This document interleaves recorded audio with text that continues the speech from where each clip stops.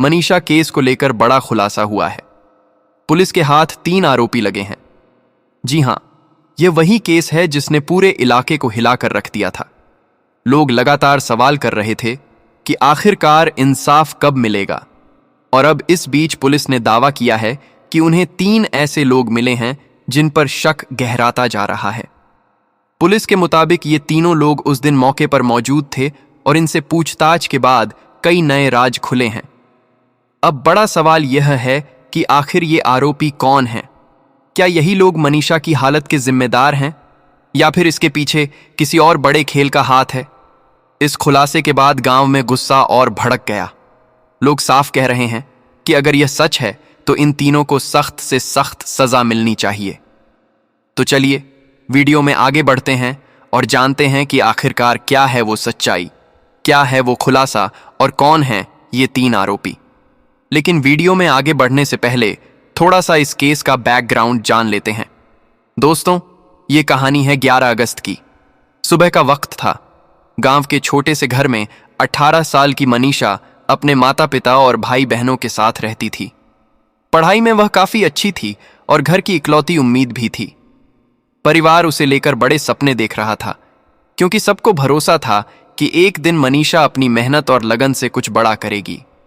वो सिर्फ पढ़ाई में तेज नहीं थी, बल्कि बहुत समझदार और शांत स्वभाव की लड़की थी। अक्सर गांव के लोग भी उसकी तारीफ किया करते थे।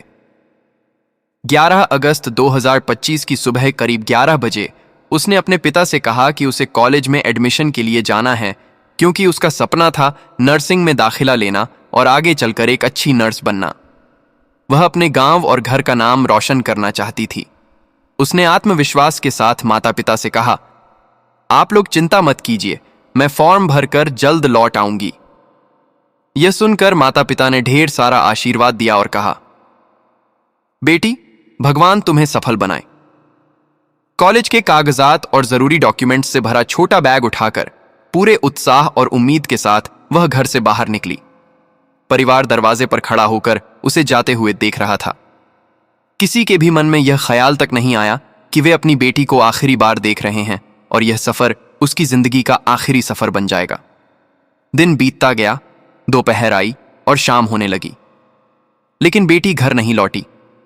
मां बेचैन होने लगी। वो बार बार दरवाजे पर जाती, रास्तों को देखती, खिड़की से बाहर झांकती और यही सोचती कि शायद अब मनीषा लौट आए। लेकिन हर बार खाली रास्ता देखकर उसकी आंखें भर जातीं। पिता जब काम से घर लौटे तो सबसे पहला सवाल यही किया, बिटिया घर आई कि नहीं? जब परिवार ने कहा कि वह अब तक नहीं लौटी तो पिता का चेहरा अचानक पीला पड़ गया, जैसे शरीर से खून खींच लिया गया हो। वो घबराहट में इधर उधर टहलने लगे। उन्होंने तुरंत मोबाइल से कई बार फोन मिलाने की कोशिश की, लेकिन हर बार फोन स्विच ऑफ मिला। अब उनकी चिंता और बढ़ गई। मां रोने लगी और भाई बहन चुपचाप कोने में बैठ गए। पिता का धैर्य टूटने लगा। उन्हें लगने लगा कि शायद कोई बड़ी अनहोनी हो गई है। आखिरकार उन्होंने हिम्मत जुटाई और 112 नंबर पर कॉल करके पुलिस को बताया कि उनकी बेटी सुबह कॉलेज गई थी, लेकिन अभी तक लौटी नहीं। पुलिस ने सबसे पहला सवाल किया, बेटी की उम्र कितनी है? पिता ने कांपती आवाज में कहा, मेरी बेटी 18 साल की है। यह सुनते ही पुलिस ने लापरवाही से जवाब दिया, अरे, आपकी लड़की तो जवान हो गई है, किसी के साथ भाग गई होगी, 2-3 दिन में लौट आएगी, आप परेशान मत होइए। यह जवाब सुनकर पिता सदमे में आ गए। एक पिता जो अपनी बेटी की सुरक्षा के लिए तड़प रहा था और पुलिस से मदद की उम्मीद कर रहा था, उसे यह सुनना पड़ा कि उसकी बेटी भाग गई होगी। पिता का कलेजा छलनी हो गया। आंखों से आंसू रुक ही नहीं रहे थे। उन्होंने पुलिस अधिकारियों से हाथ जोड़कर बार बार विनती की, मेरी बेटी पढ़ाई में अच्छी है, उसका सपना नर्सिंग की पढ़ाई करने का है, वो किसी के साथ भाग नहीं सकती, प्लीज मेरी बेटी को खोजिए। लेकिन पुलिस ने उनकी एक भी बात पर भरोसा नहीं किया। मामला हल्के में टाल दिया गया। थाने में बैठे हर अफसर से पिता गुहार लगाते रहे, मेरी बेटी को ढूंढिए, वो जरूर किसी मुसीबत में है। लेकिन पुलिस ने न तो कोई खोजबीन शुरू की और न ही टीम मौके पर भेजी। मजबूर होकर पिता खुद ग्रामीणों के साथ बेटी की तलाश में निकल पड़े। दिन हो या रात, बिना थके वह अपनी बच्ची को खोजते रहे। गांव की गलियां, सड़कें, खेत, यहां तक कि नालों और सुनसान रास्तों तक जाकर बेटी का नाम पुकारते रहे, लेकिन हर बार खाली हाथ लौटे। परिवार और गांव के लोग भी रोते बिलखते खोज में लगे रहे। मां की हालत बिगड़ने लगी। वह होश खो बैठी। छोटे भाई बहन दरवाजे पर बैठकर बार बार पूछते, पा, हमारी दीदी कब आएगी? लेकिन पिता के पास कोई जवाब नहीं था। 2 दिन तक परिवार खुद रोते हुए बेटी को खोजता रहा, लेकिन न बेटी का फोन मिला, न कोई सुराग। 13 अगस्त की सुबह गांव से थोड़ी दूरी पर सिंघानी इलाके में एक किसान अपने खेत में काम करने गया। तभी उसकी नजर एक जूती पर पड़ी। उसे अजीब लगा, क्योंकि आसपास कोई नहीं था। ध्यान से देखा तो वह जूती किसी लड़की की थी। उसका मन बेचैन हो गया। उसने आगे कदम बढ़ाए और सामने का दृश्य देखकर उसकी रूह कांप गई। खेत में एक युवती की बॉडी पड़ी थी। हालत इतनी भयावह थी कि उसे देखकर वह दहशत में आ गया। वह चिल्ला पड़ा और सिर पकड़ लिया। खेत के दूसरे लोग भी दौड़कर पहुंचे और यह दृश्य देखकर सबके पैरों तले जमीन खिसक गई। गांव में मातम छा गया। किसान ने तुरंत सरपंच और फिर पुलिस को खबर दी। थोड़ी देर में पुलिस मौके पर पहुंची। बॉडी को देखकर वो भी हैरान रह गए। शरीर पर गहरे घाव और चोटों के निशान थे। कपड़े बुरी तरह फटे हुए थे और चेहरे पर भी अजीब निशान थे। यह साफ लग रहा था कि उसके साथ बेरहमी से हमला किया गया है। यह दृश्य इतना खौफनाक था कि हर कोई कांप उठा। आंखों में गुस्सा और डर साफ दिख रहा था। पुलिस को अंदेशा हुआ कि यह वही लड़की हो सकती है जिसकी गुमशुदगी की रिपोर्ट 2 दिन पहले लिखी गई थी। उन्होंने तुरंत पिता को बुलाया। पिता ने जैसे ही बेटी की बॉडी देखी, वह गिर पड़े। जोर जोर से रोते हुए बार बार कहते रहे, मेरी बच्ची ने तो कहा था कि वो लौट आएगी। गांव में चीख पुकार मच गई। हर आंख नम हो गई। पिता की हालत देखकर लोग आक्रोशित हो उठे। सवाल उठने लगे, मनीषा की बॉडी इतनी बुरी हालत में क्यों मिली? अगर पुलिस पहले दिन एक्टिव होती तो शायद उसे बचाया जा सकता था। बॉडी को पोस्टमार्टम के लिए भेजा गया, लेकिन रिपोर्ट में सिर्फ इतना लिखा था, धारदार हथियार से वार किया गया, जबकि असली सच कहीं ज्यादा बड़ा और भयावह था। परिवार को लगा कि सच्चाई छुपाई जा रही है। पिता ने रोते हुए कहा, मेरी बेटी के साथ जो हुआ है उसे सिर्फ एक लाइन में कैसे लिखा जा सकता है? परिवार ने दोबारा पोस्टमार्टम की मांग की।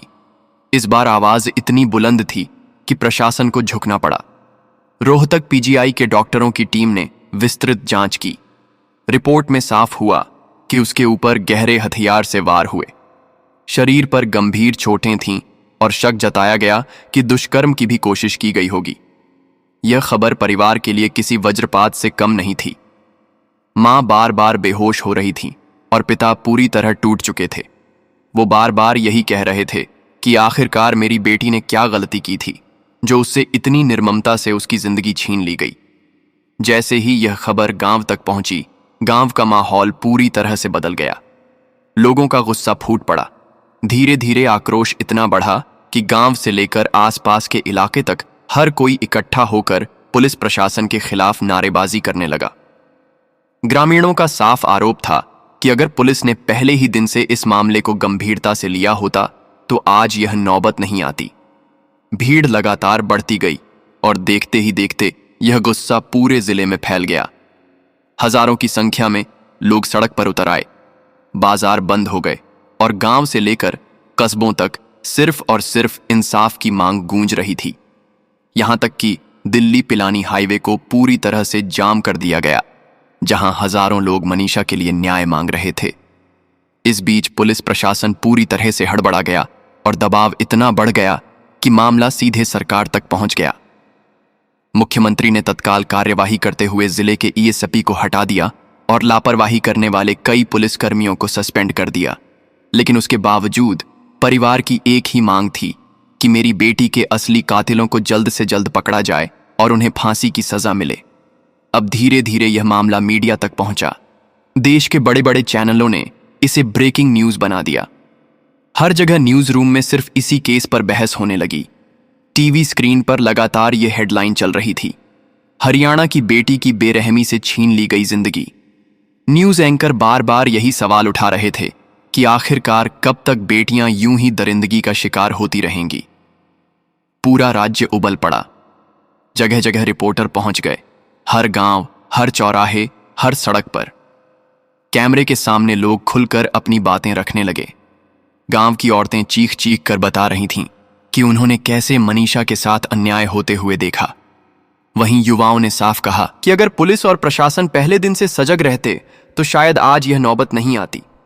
धीरे धीरे यह मामला इतना बढ़ा कि राज्य की सीमाओं को पार करके राष्ट्रीय स्तर पर गूंजने लगा। बड़े अखबारों के पहले पन्ने पर यही खबर छप रही थी और सोशल मीडिया पर भी लोग लगातार न्याय की मांग कर रहे थे।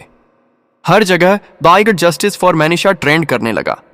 लोग गुस्से में सड़क पर उतरने लगे और सरकार पर दबाव बढ़ता गया। अब मुख्यमंत्री खुद दबाव में आ गए। उन्होंने तुरंत उच्च स्तरीय बैठक बुलाई, जिसमें प्रशासनिक अधिकारियों को भी शामिल किया गया। बैठक में माहौल बेहद गंभीर था और मुख्यमंत्री ने साफ कहा कि लापरवाही बर्दाश्त नहीं की जाएगी। इसी बैठक के बाद आदेश जारी हुआ कि जिले के एएसपी मनवीर सिंह को तत्काल पद से हटाया जाए। साथ ही लोहारू थाने के एसएचओ अशोक, एएसआई शकुंतला और ईवीआर टीम के एएसआई अनूप समेत कई पुलिस कर्मियों को निलंबित कर दिया गया। ये खबर जैसे ही बाहर आई तो गांव और आसपास के लोगों ने थोड़ी राहत की सांस ली, क्योंकि पहली बार उन्हें लगा कि उनकी आवाज सरकार तक पहुंची है। लेकिन फिर भी लोगों का गुस्सा शांत नहीं हुआ। उनका कहना था कि यह सब कार्यवाही दिखाने के लिए है। जब तक असली आरोपी जेल में नहीं डाले जाते तब तक यह आंदोलन चलता रहेगा। इसी बीच परिवार ने बॉडी लेने से इनकार कर दिया। उनका कहना था कि जब तक दोषियों को गिरफ्तार नहीं किया जाता तब तक हम अपनी बेटी का अंतिम संस्कार नहीं करेंगे। यह खबर पूरे गांव और जिले में जंगल की आग की तरह फैल गई। हर कोई यह सुनकर स्तब्ध था कि परिवार अपनी बेटी की बॉडी लेने से इनकार कर रहा है। पोस्टमार्टम हाउस के बाहर लोगों की भीड़ जमा होने लगी और माहौल लगातार तनावपूर्ण होता गया। बॉडी कई दिनों तक पोस्टमार्टम हाउस में पड़ी रही, जिससे पूरे इलाके में गंध और पीड़ा फैलने लगी। लेकिन इसके बावजूद परिवार अपने फैसले पर अडिग रहा। परिवार का साफ कहना था कि हमारी बेटी की आत्मा को तभी शांति मिलेगी जब उसके असली कातिल सलाखों के पीछे होंगे। पिता और परिजन बार बार यही कहते रहे कि अगर हम अभी हार मान गए तो आगे भी किसी और की बेटी के साथ यही अन्याय होगा। इस जिद और दर्द से भरी आवाज ने हजारों लोगों को झकझोर कर रख दिया। धीरे धीरे आंदोलन और बड़ा होने लगा। लोग सड़कों पर उतर आए और पुलिस प्रशासन पर कार्यवाही का दबाव बनाने लगे। आंदोलन की गूंज अब सिर्फ गांव और जिले तक सीमित नहीं रही, बल्कि पूरे हरियाणा में फैल गई। अब विपक्षी पार्टियां भी इस मामले में कूद पड़ीं। पूर्व मुख्यमंत्री भूपेंद्र सिंह हुड्डा ने मांग की कि इस केस को सीबीआई को सौंपा जाए, क्योंकि स्थानीय पुलिस पर भरोसा नहीं किया जा सकता। हुड्डा ने सरकार पर सीधा हमला बोलते हुए कहा कि जब राज्य में बेटियां ही सुरक्षित नहीं हैं, तो फिर सरकार का बेटा बचाओ, बेटी पढ़ाओ नारा सिर्फ दिखावा है। कांग्रेस नेता कुमारी शैलजा भी मौके पर पहुंची और परिवार से मिलकर सरकार को कटघरे में खड़ा कर दिया। दूसरी तरफ सत्ताधारी दल के नेता भी गांव पहुंचे और परिवार को भरोसा दिलाया कि सरकार उनके साथ है। सांसद धर्मवीर सिंह ने कहा कि मुख्यमंत्री खुद इस केस की मॉनिटरिंग कर रहे हैं और जल्द ही दोषियों को पकड़ लिया जाएगा। लेकिन परिवार के आंसू और भीड़ के गुस्से के सामने यह भरोसा कहीं असरदार नहीं लग रहा था। लोग लगातार चीखते हुए यही कह रहे थे कि अब हमें मीठे शब्दों में दिलासा नहीं चाहिए, हमें सिर्फ और सिर्फ न्याय चाहिए। धरना स्थल तक माहौल पूरी तरह से उबल रहा था। लोग नेताओं की बात सुनने तक को तैयार नहीं थे। कोई कह रहा था कि अगर हमारी बच्ची के साथ ऐसा हो सकता है तो कल किसी और की बेटी भी सुरक्षित नहीं है। कोई चिल्ला रहा था कि हमें भाषण नहीं चाहिए, हमें इंसाफ चाहिए। धरने पर बैठी भीड़ दिन रात वहीं डटी रही। महिलाएं रोते बिलखते मनीषा की तस्वीर हाथों में उठाकर चल रही थीं। वहीं बुजुर्ग भी आंखों में आंसू लिए मोमबत्तियां जला रहे थे। हजारों लोग मोमबत्तियां जलाकर कैंडल मार्च निकाल रहे थे। माहौल इतना भावुक हो गया था कि हर कोई बेटी को अपनी बेटी समझकर आंसू बहा रहा था।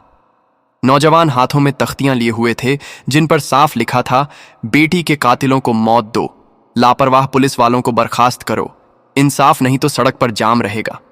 बस यही नारे पूरे इलाके में गूंज रहे थे। छोटे छोटे बच्चे भी मोमबत्ती लिए इंसाफ की मांग कर रहे थे और यही दृश्य हर इंसान का दिल पसीज रहा था। अब सरकार की चिंता और बढ़ गई, क्योंकि यह मामला सिर्फ भिवानी तक सीमित नहीं रहा, बल्कि हरियाणा के अलग अलग जिलों में भी विरोध शुरू हो गया। यहां तक कि दिल्ली तक इसकी गूंज पहुंच गई। सोशल मीडिया पर भी team and justice for Manisha trend करने लगा। लोग देश भर में पोस्ट डालकर बेटी के लिए न्याय मांगने लगे और लाखों लोग इस आंदोलन से जुड़ गए। प्रशासन ने कई बार परिवार को समझाने की कोशिश की कि आप अंतिम संस्कार कर दीजिए, जांच तेजी से चल रही है। लेकिन परिवार ने साफ कहा कि जब तक कातिल गिरफ्तार नहीं होते, हम चिता को आग नहीं देंगे। परिवार का दर्द इतना गहरा था कि किसी के भी समझाने बुझाने से वह कम नहीं हो रहा था। पिता बार बार अधिकारियों से यही कहते रहे कि अगर आज मेरी बेटी को न्याय नहीं मिला तो कल किसी और बेटी के साथ भी यही हो सकता है। वह रोते रोते गिड़गिड़ा रहे थे, कह रहे थे कि जिसने भी मेरी बेटी की जान ली है, जिसने उसकी इज्जत के साथ खिलवाड़ करने की कोशिश की है, अगर उसे खुला छोड़ दिया जाए तो यह समाज की हर बेटी के लिए खतरा होगा। इस दौरान पुलिस की ओर से कई तरह के आश्वासन आए, लेकिन परिवार का भरोसा पुलिस पर पूरी तरह से उठ चुका था।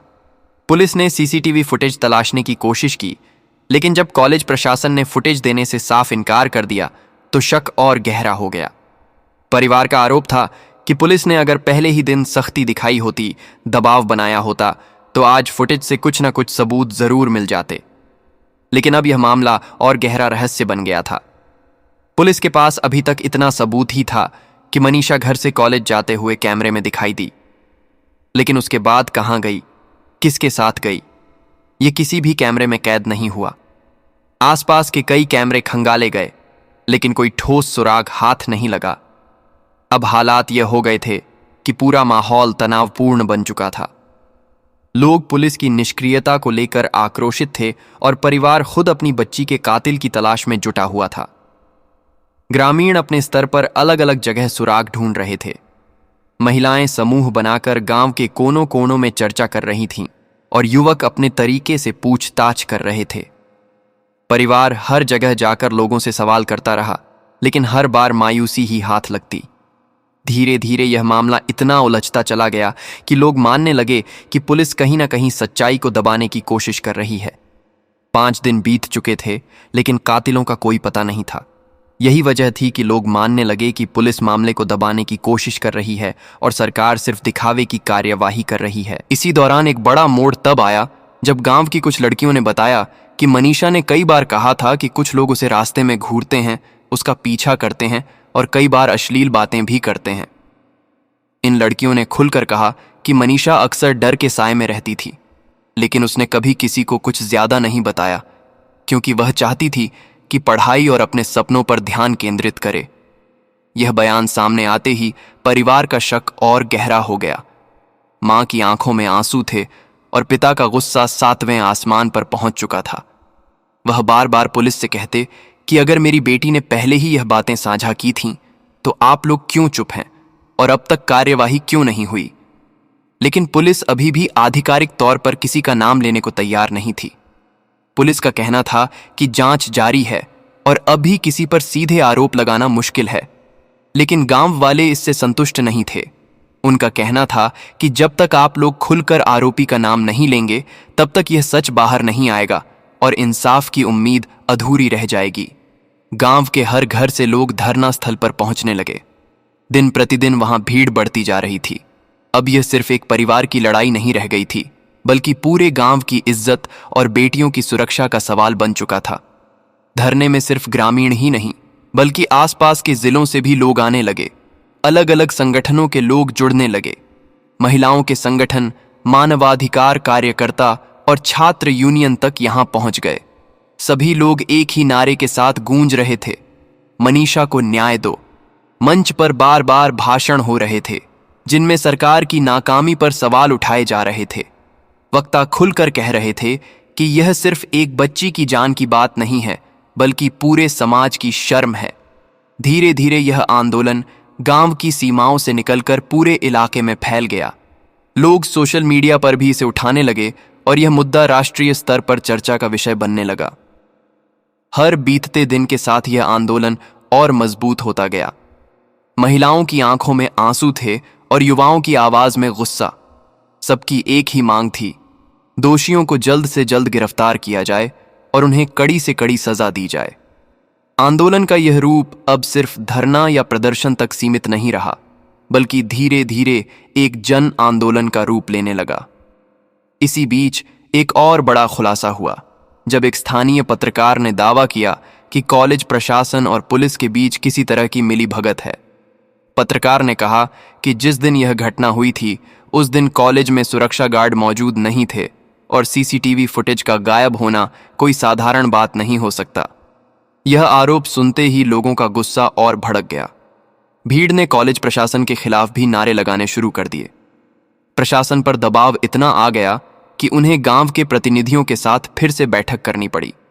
बैठक में अधिकारियों ने भरोसा दिलाया कि इस केस की जांच स्पेशल इन्वेस्टिगेशन टीम SIT करेगी और अगर जरूरत पड़ी तो इसे CBI को भी सौंपा जाएगा। लेकिन परिवार ने साफ कहा कि जब तक कातिल जेल में नहीं होंगे तब तक किसी भी वादे पर भरोसा नहीं किया जाएगा। रात होते ही धरना स्थल पर लोग भजन गाने लगे, शोक सभा करने लगे और मनीषा की फोटो के सामने दिए जलाने लगे। पूरा माहौल एक तरफ गुस्से से भरा था तो दूसरी तरफ दर्द और संवेदनाओं से भी लबालब था। बच्चे मासूम आंखों से तस्वीर को देख रहे थे, जैसे पूछ रहे हों कि आखिर उसने क्या गलती की थी जो उसे इतनी गलत तरीके से मारा गया। गांव में अब एक नई चर्चा शुरू हो गई थी। लोग कहते थे कि कहीं ना कहीं इस केस में बड़े लोगों का हाथ है और शायद यही वजह है कि पुलिस खुलकर कुछ बोल नहीं पा रही। लेकिन परिवार का कहना था कि चाहे कितना भी बड़ा आदमी क्यों ना हो, हम अपनी बेटी के लिए इंसाफ लेकर रहेंगे, चाहे इसके लिए हमें महीनों तक सड़क पर बैठना पड़े। तो दोस्तों, आज के लिए बस इतना ही। हालांकि आपका इस मुद्दे पर क्या कहना है, नीचे हमें कमेंट सेक्शन में कमेंट करके जरूर बताइए। और अगर वीडियो पसंद आई हो तो वीडियो को लाइक करें, इसे अपने दोस्तों के साथ शेयर करें और चैनल पर नए हैं तो नीचे दिए गए सब्सक्राइब बटन को दबाकर चैनल को सब्सक्राइब जरूर कर लें।